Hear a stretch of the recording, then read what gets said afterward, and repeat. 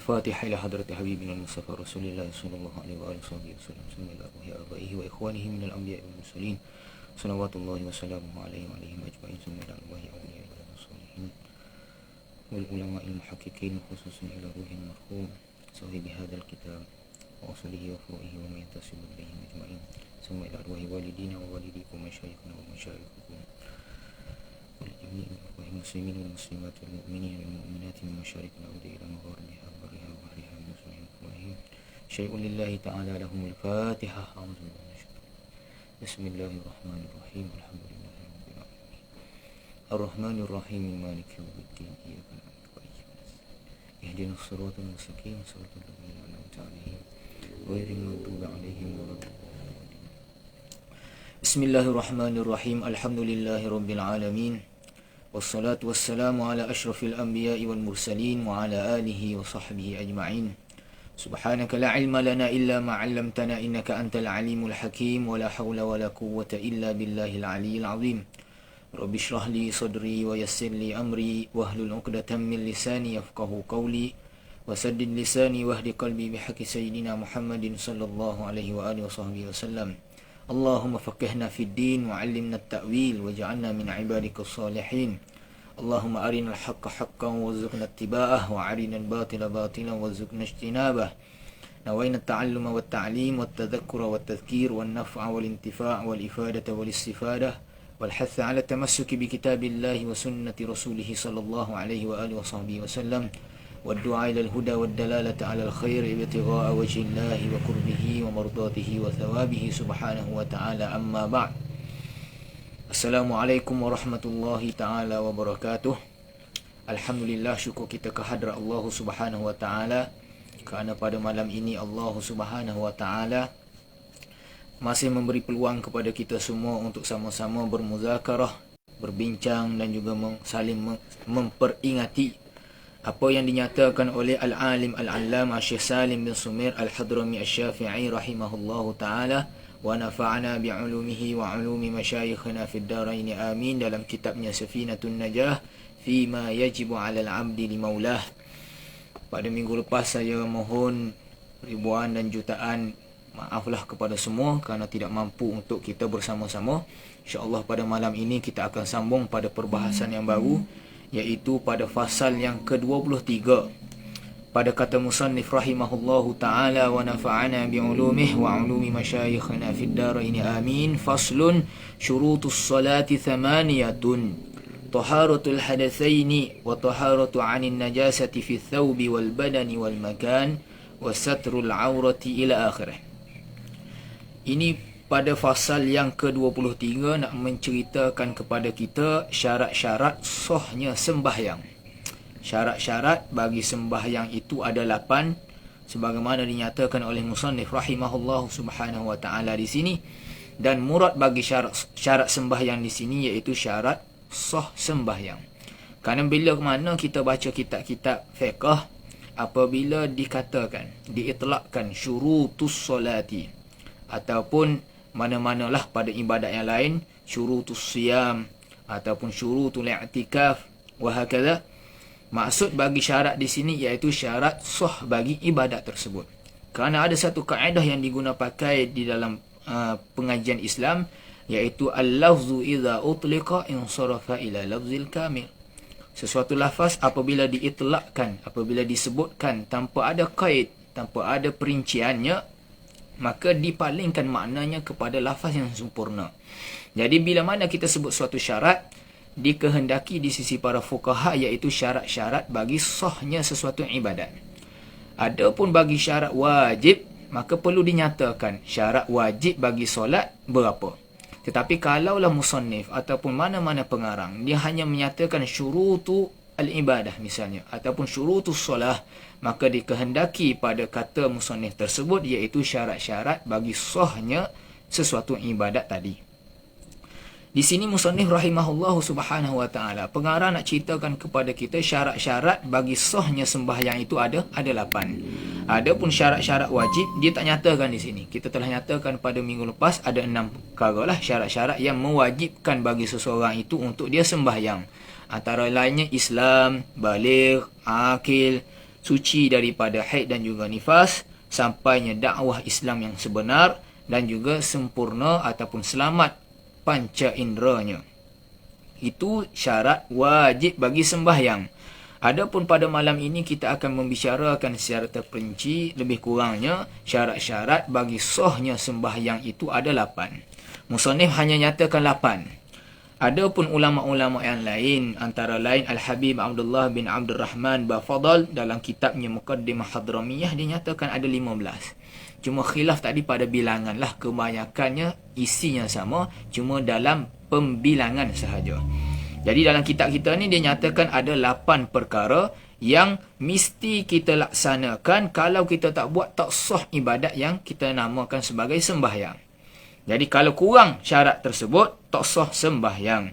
Jadi syarat sah ini iaitu ma tatawaqqafu alaihi sihhatus solah, benda yang terhenti ke atasnya sah sesuatu sembahyang.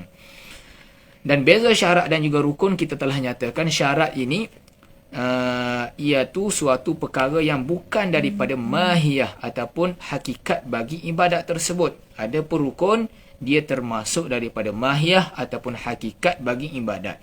Kedua-duanya sama. Kalau tak ada, tak sahnya ibadat tadi. Kalau ada, baru sah. Sama je syarat sah dan juga rukun. Akan tetapi perbezaan antara syarat sah dan juga bagi rukun, iaitu syarat perkara yang bukan daripada hakikat ibadat. Dia bukanlah hakikat ibadat. Dia bukan mahiyah ibadat. Contoh di sini kita akan nyatakan, contoh dia kata menghadap kiblat.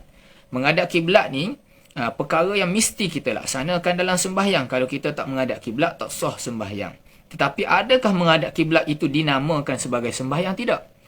Berlainan dengan rukuk misalnya, ataupun qiyam, ataupun sujud, yang merupakan rukun di dalam sembahyang. Yang mana kalau kita tak laksanakan rukuk ataupun sujud ataupun qiyam, tak sah sembahyang.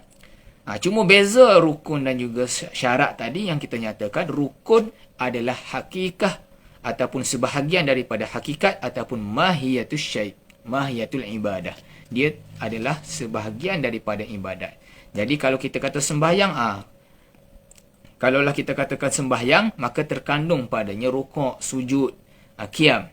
Jadi kalau seseorang tu tidak melakukan sujud misalnya, tidak dinamakan ibadat yang dia laksanakan tadi sebagai solat ataupun sembahyang. Tak sah tu samalah, cuma dia tu adalah hakikat bagi ibadat. Jadi di sini musannif rahimahullah, dia nyatakan syarat-syarat bagi sahnya sembahyang itu ada 8. Perkara pertama yang dinyatakan taharatul hadatsaini, iaitu suci daripada 2 hadas. Kita telah maklum, iaitu 2 hadas, hadas kecil dan juga hadas besar. Apa hadas kecil? Iaitu hadas yang mewajibkan kepada seseorang tadi untuk dia mengambil wudu. Itu hadas kecil, telah nyatakan pada fasal yang terdahulu. Adapun hadas besar, sesuatu perkara yang mewajibkan seseorang itu mandi wajib. InsyaAllah musannif rahimahullah akan nyatakan pada akhir fasal apakah yang dimaksudkan dengan hadas kecil dan juga hadas besar. Kita maklumlah. Jadi cara kita nak suci daripada 2 hadas kecil dan juga hadas besar ini, iaitu dengan menggunakan air, iaitu dengan kita melaksanakan wuduk dan juga kita mandi wajib. Dan yang kedua caranya iaitu dengan menggunakan debu tanah yang suci, iaitu kita bertayammum. Jadi ada 2 cara lah untuk kita suci daripada 2 hadas kecil dan juga hadas besar, yang mana kita telah nyatakan sebelum ini, iaitu caranya adalah menggunakan air, iaitu pada wuduk dan juga mandi wajib. Dan yang keduanya debu tanah, iaitu kita gunakan pada tayammum. Baik, bagi seseorang yang tidak suci daripada 2 hadas, iaitu hadas kecil dan juga hadas besar, maka tidak sahlah sembahyang dia. Kerana disyaratkan mesti suci daripada 2 hadas kecil dan juga hadas besar. Kerana sabda Rasulullah sallallahu alaihi wasallam dalam suatu hadis, Nabi bersabda, la tuqbalu solatun bighairi tuhurin. Tidak diterima sesuatu solat itu dengan tanpa ada penyucian. Jadi penyucian daripada 2 hadas ini merupakan satu syarat yang diambil faham daripada hadis baginda Nabi sallallahu alaihi wasallam tersebut. Baik, barang siapa yang solat dalam keadaan dia tidak suci daripada 2 hadas, dalam keadaan dia tu berhadas lah, Walhal dia tahu dan juga sengaja. Dia tahu dah dia ni berhadas kecil. Dan dia sengaja semayang dalam keadaan dia tidak mengangkat hadas tersebut. Maka solat yang dia laksanakan tadi itu tidak terjadi, tidak sah. Batal solatnya, tak sah. La yan'aqid. Tidak terjadilah solat dia yang dia laksanakan dalam keadaan dia berhadas, walhal dia tahu dan juga sengaja. Dan perbuatan dia sembahyang tadi dalam keadaan berhadas, dalam keadaan dia tahu dan juga sengaja tadi merupakan dosa yang amat besar lah. Kerana dia bermain-main dengan sembahyang, bermain-main dengan ibadat. Yang mana kita telah nyatakan prinsip dalam Islam kita ni, kita tidak boleh bermain-main dalam ibadah.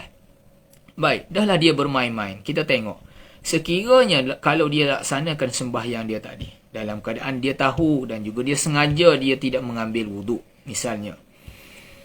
Dan dia ada kosak dalam hatinya bahawa dia nak menghinakan sembahyang. Dia nak merendah-rendahkan sembahyang. Ataupun dia nak menghina-hinakan syiar ataupun syiar-syiar Islam. Sembahyang ni merupakan satu syiar Islam. Dia rasa nak memperhinakan, nak mempermainkan agama. Maka perbuatan dia mempermainkan agama tadi, dalam hatinya, dia rasa nak memperhinakan, itu boleh jatuh kufur, wal'iyadzubillah.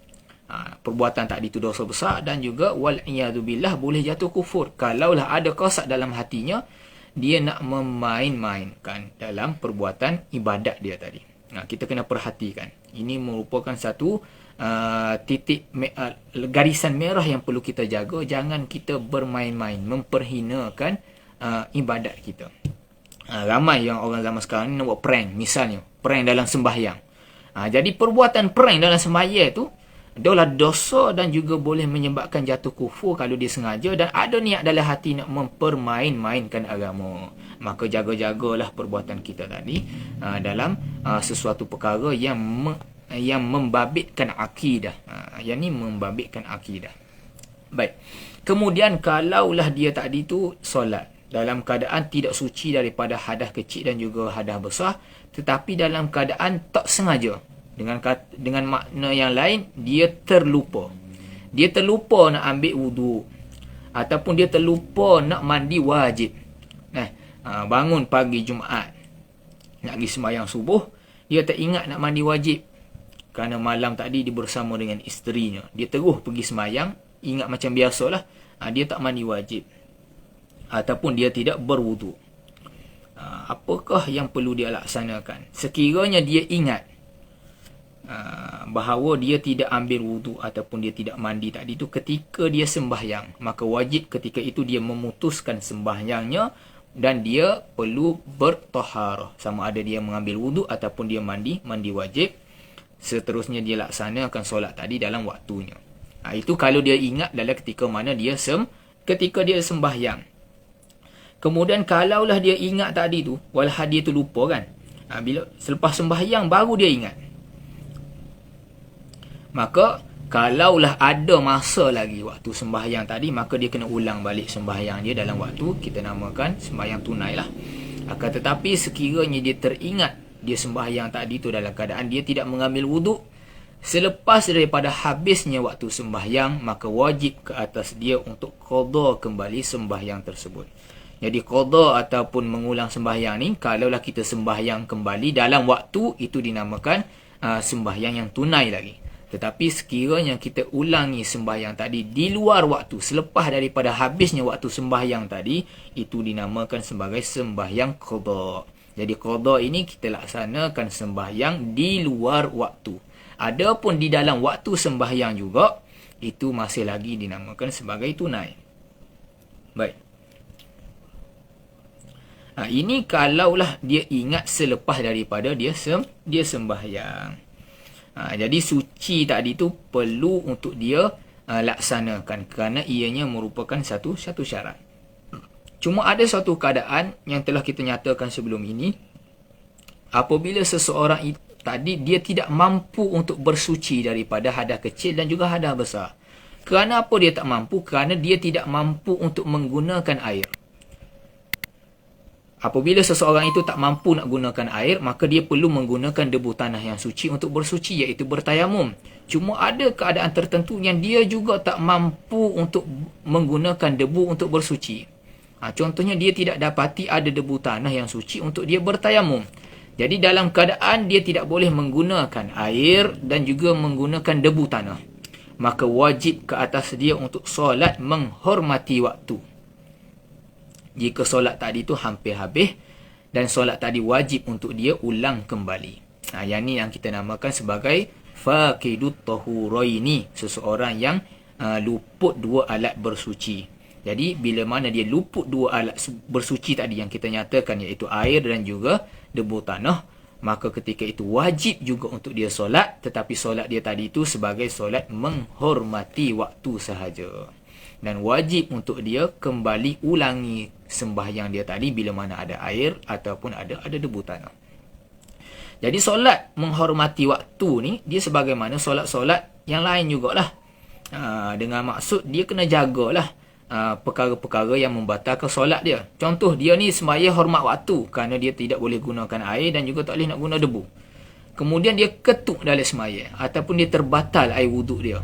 Maksudnya dia berhadas kali yang kedua ketika mana dia sembahyang, maka ketika itu batal solat dia kena ulang balik sembahyang.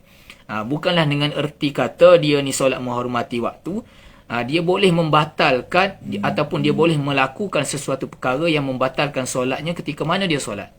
Sama je, solat hormati waktu ni sama juga dengan sembahyang-sembahyang yang lain, cuma dia wajib untuk kita ulangi sahaja. Cuma kita diberi kelonggaran untuk tidak menggunakan air dan juga tidak menggunakan debu kerana kita tak mampu. Jadi solat tadi dinamakan sebagai solat menghormati waktu, cuma kita kena qada kembali ataupun ulang kembali sembahyang kita. Itu syarat yang pertama, seseorang itu mesti suci daripada dua hadas, iaitu hadas kecil dan juga hadas besar. Baik. Syarat yang kedua yang dinyatakan oleh musannif rahimahullahu ta'ala, wattaharatu anin najasati fil thawbi wal badani wal makan, iaitu suci daripada najis-najis yang ada pada pakaian, badan dan juga tempat solat yang dia laksanakan. Baik, pada syarat yang kedua ini musannif rahimahullah subhanahu wa ta'ala nyatakan mesti kita suci daripada najis. Najis yang dikehendaki pada kalam musannif rahimahullah di sini iaitu najis-najis yang tidak dimaafkan. Kita telah nyatakan pada perbahasan yang lalu bahawa najis ni kita bahagi kepada dua. Ada najis yang dimaafkan, ada najis yang tidak dimaafkan. Jadi syarat di sini mesti suci daripada najis yang tak dimaafkan. Kerana kalau ada najis yang dimaafkan, itu diberi kelonggaran pada syarak. Maksudnya solat dia masih sah kerana najis tadi dimaafkan. Kita nyatakan kan ada banyaklah najis-najis yang dimaafkan. Contohnya, kalaulah di semaya tadi tu ada pada pakaiannya setitik darah, yang mana darah tadi tu sedikit, maka darah yang sedikit ini dimaafkan pada syarak. Dia najis tetapi dimaafkan, boleh kita bawa sembahyang, sah sembahyang kita. Jadi kalau ada najis yang dimaafkan, contohnya najis darah yang sedikit pada pakaian, setitik darah, maka solat dia masih lagi sah, kerana najis tadi diberi kelonggaran pada syarak.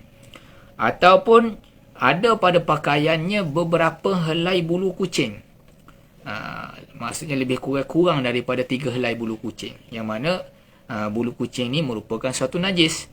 Kita tak boleh nak bawa dalam sembahyang. Cuma kalaulah bulu kucing tadi tu sedikit, maka itu dinamakan sebagai najis yang dimaafkan.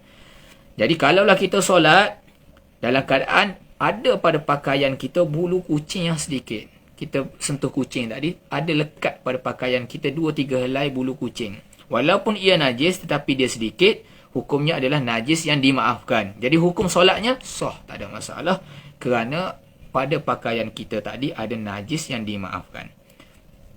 Cuma kalaulah bulu kucing tadi tu banyak, maka ketika itu tidak dimaafkan. Maksudnya kalaulah seseorang tadi tu dia main dengan kucing, duk peluk-peluk kucing sehingga mana pakaian dia tadi tu penuh dengan bulu kucing. Orang kata kenapa badai penuh dengan bulu kucing ni? Maka dia sembahyang, maka ketika itu tidak sah kerana dia tidak suci daripada najis-najis yang tidak dimaafkan. Melainkan bagi orang yang terpaksa ataupun tak dapat elakkan daripada bulu kucing tadi. Contohnya dia ni memang pekerjaannya bermain dengan kucing. Dia bergelumang dengan kucing. Contohnya dia bekerja di kedai kedai haiwan. Dia jual kucing, jual makanan kucing, ataupun dia ni doktor haiwan. Jadi memang sentiasa bermain dengan bulu kucing. Maka menyebabkan dia ni tak mampu kadang-kadang nak menghilangkan bulu kucing yang banyak pada pakaian. Maka ketika itu dimaafkan bagi dia lah. Itu contoh-contoh, beberapa contoh bagi najis-najis yang tidak dimaafkan. Cuma perbahasan yang kita nak nyatakan di sini, seseorang itu mesti suci daripada najis-najis yang tidak dimaafkan. Pada mana? Pertamanya pada pakaian. Jadi dhabit bagi pakaian yang dinyatakan oleh para ulama, iaitu pertamanya pakaian ni iaitu sesuatu yang kita pakai ketika mana kita sembahyang. Jadi sesuatu yang kita pakai ketika sembahyang itu dinamakan pakaian. Contoh, saya pakai baju, saya pakai serban, saya pakai kain pelekat, itu dinamakan pakaian. Itu juga dinamakan sebagai pakaian. Yang kedua, sesuatu yang kita bawa dalam sembahyang. Contoh, saya bawa handset dalam poket. Itu dinamakan pakaian juga. Saya bawa kunci kereta dalam poket. Itu juga dinamakan pakaian. Saya bawa duit. Saya bawa beg duit. Yang mana saya bawa di dalam pakaian saya. Itu juga dinamakan sebagai pakaian. Dan yang ketiga, sesuatu yang bersambung dengan pakaian kita. Dengan tubuh badan kita. Contohnya, seseorang yang pakai serban yang panjang. Dia bersambung panjang sampai ke bawah. 3, 4 kaki, 7 kaki, 8 kaki. Jadi sesuatu tadi tu bersambung. Dia tak pakai ekor serban ni panjang, dia tak pakai, tapi dia tu bersambung dengan tubuh badannya. Maka 3 aspek ini dinamakan sebagai pakaian dalam sembahyang. Jadi mesti seseorang tadi suci daripada najis-najis yang tidak dimaafkan pada pakaiannya, dengan maksud dengan sesuatu yang dia pakai pada sembahyang, yang dia bawa dan juga yang bersambung dengan tubuh badan dia. Contoh yang bersambung ni, contoh wayar mikrofon misalnya. Dulu ada yang ma'ruf kan, bila mana wayar mikrofon tu panjang. Jadi kalaulah ada najis pada wayar mikrofon tadi, maka solat juga kita tidak sah kalaulah wayar tadi tu bersambung dengan pakaian kita. Sebab itu kena beringatlah sikit benda-benda yang bersambung dengan pakaian kita. Baik, itu pakaian.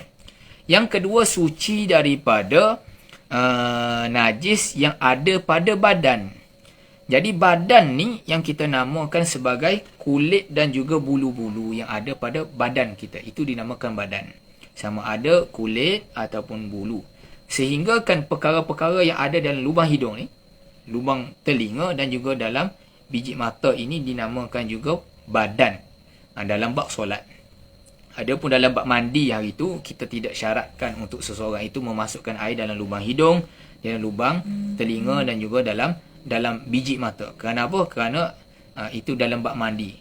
Adapun dalam bab najis ini, kerana najis ni berat, maka disyaratkan juga supaya suci daripada najis yang ada pada badan. Termasuklah lubang hidung dia ni, lubang hidung yang kita nampak ni lah, dan juga lubang telinga dan juga celah-celah mata ni. Jadi kalaulah seseorang tadi tu dia makan sesuatu yang najis, maka wajib dia sucikan dulu mulutnya sebelum dia sembahyang. Contohnya, seseorang tadi tu dia makan darah. Darah ni najis. Dia minum makan darah. Maksudnya haram lah kita makan najis ni. Tapi dia makan darah. Maka sebelum dia nak solat, mesti dia basuh dulu mulut dia tadi daripada kesan-kesan darah yang dia minum tadi. Kerana kalaulah dia solat dalam keadaan dia tidak basuh mulut dia, maka solat dia tidak sah, solat dia batal kerana tidak suci badannya daripada najis. Begitu juga kalaulah seseorang tadi tu dia minum arak. Dia minum arak misalnya. Arak ni kita telah nyatakan pada kelas yang lepas, kerana sesuatu cairan yang memabukkan kita namakan sebagai khamar, yang mana hukumnya adalah najis. Jadi seseorang yang minum arak, sebelum dia semaya, wajib dia kena cuci dulu mulut dia. Kena berkumur ataupun dia gosok gigi lah. Berkumur tu pada dah. Maksudnya dia sucikan mulut dia daripada kesan-kesan arak yang ada pada mulut dia tadi tu. Kita minum arak pun jangan tinggal semaya lah, dengan maksudnya perbuatan minum arak tadi tu berdosa lah. Cuma semaya ni wajib dia laksanakan. Kita tak pukul rata. Contohnya orang tu minum arak ni dia tak semaya, tidak. Boleh jadi dia minum arak tapi dia ingat dia nak semaya. Itu merupakan suatu kewajipan bagi dia. Maka bila mana dia minum arak, Bila dia hilang dah mabuk tu, dia teringat dia nak semaya, maka ketika itu wajib bagi dia untuk dia basuh mulut dia tadi tu daripada kesan-kesan arak yang ada dalam mulut dia tadi. Kemudian barulah dia sembahyang. Jadi kalau dia tidak sucikan mulut dia daripada kesan-kesan arak tadi, maka solat dia tidak sah, kerana bahagian dalam mulut ni ataupun bahagian yang ada dalam hidung dan juga dalam telinga tadi dinamakan sebagai badan kita lagi. Baik, itu dhabit bagi badan. Yang ketiganya kata musannif, suci daripada najis yang ada pada tempat solat. Jadi tempat solat ni lagu mana pula dhabit dia? Tempat solat ni dikira iaitu kawasan yang bersentuh dengan seseorang yang semaya tadi, ketika mana dia berdiri, ketika mana dia duduk dan juga ketika mana dia sujud. Apabila seseorang itu dia semaya, dia berdirilah ataupun dia duduk. Sama ada dia berdiri, dia duduk, dia mengiring, dia tidur ke. Mana-mana kawasan yang bersentuh dengan tubuh badan dia, dengan pakaian dia tadi, itu dinamakan sebagai tempat solat, tempat sembahyang. Jadi kalaulah dia semaya berdiri, maknanya bahagian yang kena tapak kaki dia ketika mana dia berdiri. Kemudian ketika mana dia sujud, maksudnya yang bersentuh dengan tubuh badan dia itu dinamakan sebagai tempat solat, yang mana wajib untuk kita bersihkan daripada najis yang ada pada tempat-tempat tadi. Adapun kawasan yang luar daripada tiga keadaan ini, itu dikira sebagai luar daripada kawasan sembahyang. Jadi kalaulah ada najis yang pada tempat yang luar sembahyang, contohnya kita sembahyang atas tikar sejadah. Jadi bila mana kita berdiri ataupun kita sujud, kita duduk, ada najis yang ada pada tikar sejadah tadi, yang mana kalaulah kita bergerak, tak kena badan kita. Contoh kita berdiri, najis tadi ada pada depan kita, tak kena. Kemudian kita rokok, tak kena lagi. Kita sujud, tak kena. Kita duduk pun tak kena. Najis yang ada pada tikar sejadah tadi. Maka adakah solat dia sah ataupun tidak? Hukumnya solat dia sah.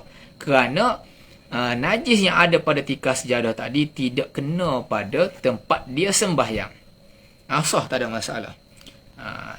Kerana tidak bersentuh dengan badan dia, tak sentuh dengan pakaian dia, dan juga tidak sentuh dengan tempat dia solat. Itu satu contoh. Contoh yang kedua, ada najis yang kering yang ada di bawah tikar sejadah dia yang kering. Kita telah maklumlah, contohnya dia semaya di kubur. Yang mana kubur tadi itu telah dikorek kembali, yang mana tanah tadi telah bercampur dengan sisa-sisa mayat yang telah hancur misalnya. Maka dia semaya atas kubur, dia guna sejadah. Jadi ada najis yang berada di bawah tikar sejadah dia, yang mana najis tadi itu kering, tikar sejadah dia pun kering.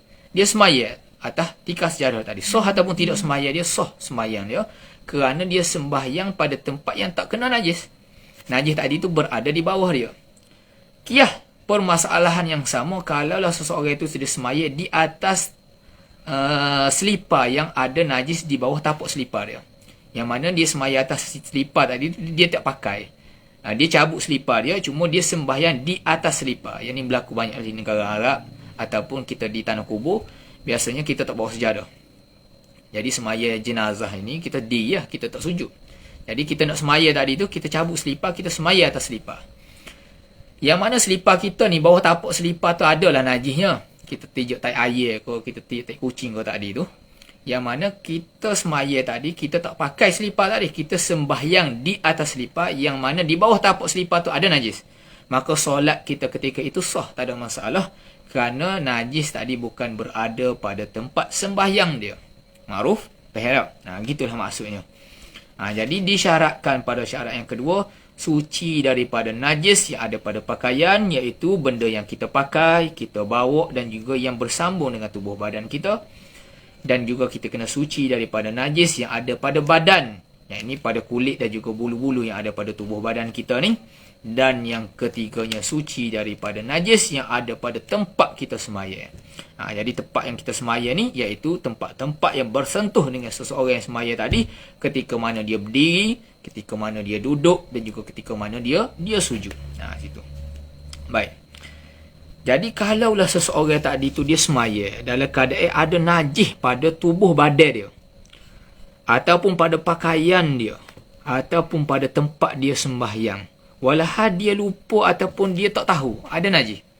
Dia duduk sembahyang molek-molek lah, tak tahu rupanya ada tahi cicak dalam lubang, dalam poket seluar dia, poket baju dia, ataupun dia tak perasan ada sesuatu najis yang ada dalam serban dia. Kemudian dia tahu ataupun dia teringat ketika mana dia tengah sembahyang, maka wajib ketika itu, bila mana dia teringat ketika dia sembahyang tu, tengok-tengok, oh ada tahi ataupun ada najis pada pakaian dia, ataupun pada tubuh badan dia, ataupun pada tempat dia sembahyang, ketika tu wajib dia putuskan, dia berhentikan sembahyangnya, dan dia kena berwudu ataupun bersuci, dan dia mula kembali sembahyangnya. Kerana tak sahlah sembahyang kalau dia kekal dalam keadaan dia tidak suci daripada najis tadi. Itu kalau dia teringat ataupun dia tahu ketika mana dia sembahyang. Ni kita makruh lah, mudah lah. Maknanya teringat ketika dia sembahyang, dia kena berhenti.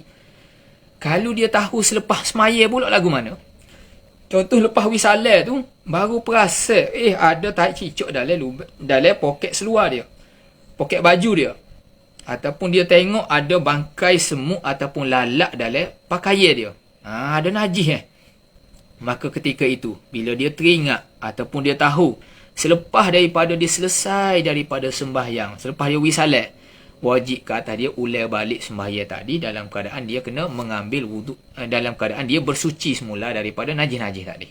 Dia tak perlu ambil air sembahyang mula. Maksudnya dia kena pakai pakaian yang tidak ada najis. Dia wajib ulang kembali sembahyang dia kalau dalam waktu, dan kalaulah telah habis waktunya, dia kena qada balik sembahyang dia tadi.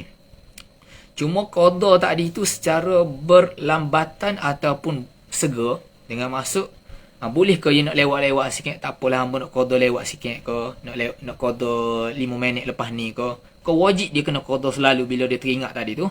Maka ulama kata boleh dia nak qada tadi tu dalam keadaan berlambatan. Dalam bahasa Arabnya kita kata al-qada ala tarakhi, dia berlambatan. Kerana apa? Kerana tidak ada taksir pada diri dia tadi, kerana dia ni lupa ataupun dia tak sengaja, ataupun dia tak tahu, jahil. Dalam keadaan dia semaya tadi tu dalam keadaan ada najis, jadi dia boleh qada dalam keadaan tarakhi, berlambatan. Baik, ini kalaulah dia nampak dalam semaya ataupun selepas daripada semaya, itu diri kita sendiri. Dia ada satu masalah lagi, kita tak semaya tapi kita tengok orang tu sembahyang, yang mana bila mana dia sembahyang ada najis pada pakaian dia, ataupun pada badan dia, ataupun pada tempat dia sembahyang. Contoh kita lalulah bilik adik kita, bilik abang kita, ataupun bilik mak ayah kita, anak kita ke isteri kita, kita tengok ada pada pakaian dia, ada pada badannya, ataupun pada tempat dia sembahyang tadi tu ada najis yang tidak dimaafkan, yang mana mungkin dia sembahyang tadi tu dia tidak ketahui ada najis pada pakaian dia tadi. Maka apakah tindakan yang perlu kita laksanakan? Ulama kata wajib untuk kita bagi tahu kepada orang sembahyang tadi bahawa pakaian dia tadi tu ada najis. Walaupun dia tak tahu maka kita wajib kena bagi tahu dia bahawa pakaian dia tu ada najis. Kerana ini merupakan salah satu perkara yang termasuk dalam bab al-amru bil ma'ruf wan nahyu anil munkar. Wajib kita suruhkan dengan perkara-perkara yang ma'ruf dan cegah daripada kemungkaran. Jadi kita kena royak benda tadi tu, supaya dia tidak berkekalan dalam semaya dia dalam keadaan tak sah. Jadi rugilah kalau dia semaya dalam keadaan tak sah. Maka wajib ke atas diri kita kena bagi tahu. Contoh kita nampak ada tak cicak atas tubuh badan dia tengah semaya, maka ketika itu wajib kita bagi tahu, wahai imam ataupun wahai orang yang sembahyang, ada najis pada pakaian kamu, maka dia pun kena berhentilah semaya dia. Kemudian kalau kita dalam semaya jemaah, orang lain naik gati, orang panggil sebagai khalifah, takhalluf, gati tu imam tadi untuk sembahyang. Bila kita tahu, kita wajiblah bagi tahu kepada dia. Tak usah semaya, kalaulah kita semaya dalam keadaan kita tahu dia ni ada dalam ada najis pada pakaian dia tadi. Wajib kita bagi tahulah. Kita duduk luar, kita ayat tu ada najis tu pada pakaian pada pakaian demo. Awak tu ada najis tu pada pakaian, pada kain tu kena najis tu. Maka ketika itu bila dia dengar juga, dia pun tahulah dia batalkan sembahyang dia. Dia berhenti daripada sembahyangnya dan dia kena pakai pakaian yang suci lah daripada najis. Itu syarat yang kedua lah. Suci daripada najis yang tidak dimaafkan, yang ada pada pakaiannya, pada badannya dan juga tempat solatnya. Lebih kurang lah perbahasannya. Panjang lebar lagi boleh kita baca dalam kitab-kitab yang lebih lanjut lah perbahasannya. Dan yang ketiga pada kata musannif rahimahullahu subhanahu wa ta'ala, wasatrul aurah. Syarat yang ketiga mestilah menutup aurat. Jadi aurat sebagaimana yang dinyatakan dalam kitab-kitab ulama-ulama fiqh kita, iaitu bahagian tubuh badan yang wajib kita tutup dan juga haram kita lihat oleh lelaki ataupun perempuan yang ajnabi. Yang mana musannif rahimahullahu subhanahu wa ta'ala akan nyatakan pada akhir fasal ini apakah yang dimaksudkan tentang aurat. Dia ada pembahagian aurat lelaki, aurat perempuan ketika dalam sembahyang, di luar sembahyang, dinyatakan oleh musannif selepas ni. Cuma pada fasal ini, pada bahagian ini dinyatakan secara umum bahawa mesti seseorang itu yang mana dia nak sah sembahyangnya, dia kena tutup auratnya. Jadi pakaian yang kita nak tutup aurat ni mestilah tidak menampakkan warna kulit. Dari jarak biasa ketika mana kita bercakap dalam majlis takhatub, dalam majlis kita berbicara dengan seseorang, kita mestilah memakai pakaian yang tidak menampakkan warna kulit dalam jarak yang biasa ketika mana kita bercakap dengan dia. Erti lainnya kita boleh kata pakaian tadi itu tidak nipis ataupun transparent. Transparent ni jelas lah, nampaklah warna kulit. Jadi ulama-ulama fiqh kita antara lain dalam mazhab Syafi'i, Imam Syafi'i, ulama-ulama Syafi'iyah yang nyatakan ada 3 syarat untuk kita menutup aurat. Ini boleh tengok dalam kitab Dalalatun Nafi'ah, syarah bagi Risalah Jami'ah. Dinyatakan syarat pertama mestilah sesuatu yang ada bentuk ataupun benda, zat. Dia tidak boleh dengan sesuatu yang tidak ada zat. Kita nak tutup aurat ni mesti benda yang ada. Mesti ada benda yang ada zat dia. Jadi kalaulah seseorang tadi tu dia tutup aurat tidak menggunakan sesuatu yang ada, tidak ada zatnya. Contoh dia tutup aurat dia tadi tu menggunakan kegelapan malam. Bila ditutup semua lampu, maka orang tak nampaklah warna kulit. Adakah itu dinamakan menutup aurat? Tidak. Kerana kegelapan malam itu bukan sesuatu yang ada zat, ada partikel dia. Tak boleh. Ataupun dia menggunakan pewarna gelap yang diwarnakan di seluruh tubuh badan. Dia cat. Dia sembur tubuh badan dia dengan warna hitam misalnya, yang mana menyebabkan warna kulit dia tak nampak. Maka ketika itu tidak lagi cukup syarat. Kerana syarat pertama nak katakan benda yang menutup aurat tadi mestilah sesuatu yang berbentuk benda ataupun ada zat. Itu syarat pertama. Zat zawatin dalam bahasa Arab. Yang kedua, mesti sesuatu yang dipakai pada badan. Yang ini kita namakan sebagai pakaian. Dia tak sah untuk menutup aurat kalaulah dia semaya dalam kemah yang sempit. Orang Kelantan panggil semaya telanjang, tapi dia semaya dalam kemah yang sempit. Kemah ke? Dia semaya dalam kemah. Orang tak nampaklah aurat dia tu, kerana dia sore dalam kemah tadi. Sah ke tidak? Tak sah, kerana kemah bukanlah benda yang dipakai. Dia mesti sesuatu yang dipakai. Maksud dengan pakai ni iaitu benda yang bersentuh dengan kulit. Yang bersentuh dengan kulit kita. Jadi kalau kita semaya dalam kemah dalam keadaan kita ni bogel, itu tak sah kerana kemah tak sentuh dengan tubuh badan kita. Tak sentuh dengan tubuh badan walaupun orang tak nampak. Baik. Itu syarat yang kedua. Dan syarat yang ketiga, mesti menutup aurat tadi tu daripada dilihat dari sudut sisi tepi dan juga sisi atas. Daripada sisi tepi ni dengan maksud depan, belakang, kiri, kanan. Itu mesti kita tutup aurat daripada dilihat. Ataupun daripada sudut atas. Maka kalaulah seseorang tadi tu dia tutup sisi tepi, sisi atas, tetapi terbuka bahagian bawah, itu tak ada masalah. Contohnya orang yang pakai kain pelekat ataupun pakai kain sarung, dia sembahyang. Jadi kalaulah kita tengok daripada bawah, kita akan nampaklah aurat dia. Itu tidak jadi masalah. Kerana disyaratkan untuk kita tutup aurat tadi tu mestilah tutup aurat daripada dilihat daripada sudut sisi dan juga atas. Sisi depan, belakang, kiri, kanan dan juga sudut atas. Jadi kalaulah kita ni semaya di musolla ataupun surau ataupun rumah kayu yang mana Rumah kayu ni ada ruang-ruang yang ada ruang di antara papan-papan kayu. Yang mana dulu kita duduk bawah rumah ni boleh tengok. Kita ngitar. Orang Kelantan panggil ngitar daripada bawah rumah ni, kita boleh tengok. Pihak atas tu, daripada bawah kita boleh tengok benda yang berada di bawah kain dia. Maka ketika itu tidak menjadi masalah lah. Boleh kita pakai kain pelekat. Jadi yang kena tutup aurat ni daripada sudut sisi dan juga daripada sudut atas.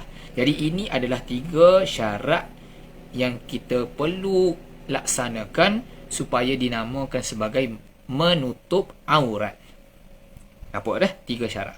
Jadi berdasarkan 3 syarat ni kita aplikasikan kepada masalah semasa. Tengok.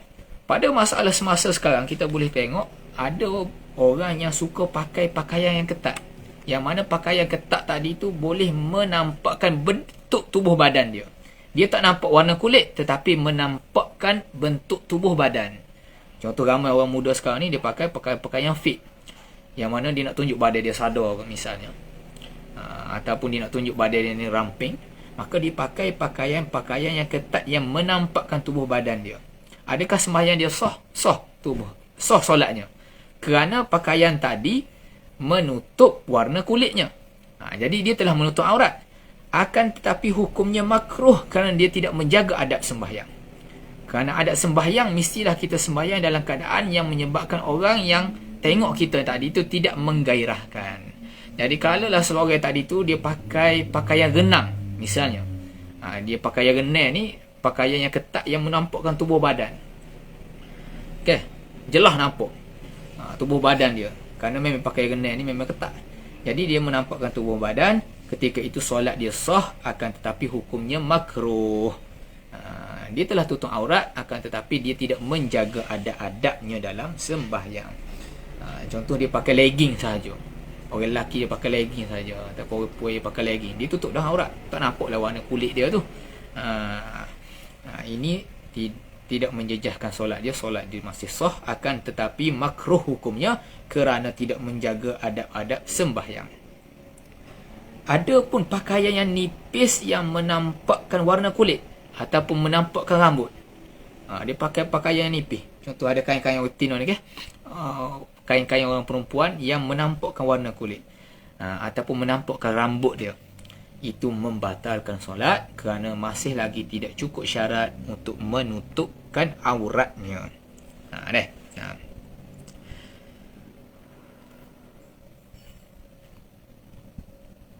Itulah sebahagian yang kita nyatakan dalam bab solat ni kena tutup aurat. Jadi semaya tu tak kira lah sama ada semayang tadi tu semaya bagi orang lelaki ke orang perempuan ke di depan orang ramai ataupun dalam keadaan dia berseorangan khalwah ataupun dia ni sembahyang fardu, sembahyang sunat, sembahyang jenazah, tawaf ataupun sujud tilawah, sujud syukur, dia sama je hukumnya mesti menutup aurat.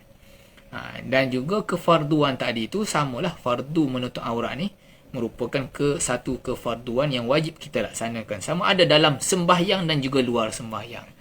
Kerana ada satu kesilap fahaman, salah faham di kalangan masyarakat yang kata tutup aurat hanya ketika sembahyang, tetapi di luar sembahyang dia buka aurat. Tidak, hukumnya sama sahaja, cuma bezanya mungkin ada pada bahagian-bahagian yang perlu dia tutup. Cuma tutup aurat sama sahaja di dalam sembahyang dan juga luar sembahyang, hukumnya wajib. Cuma mungkin dalam sembahyang ada bahagian yang perlu kita tutup, tetapi ketika mana kita tidak sembahyang, bahagian tadi itu boleh untuk kita buka, kita tunjukkan kepada orang ramai, tak ada masalah.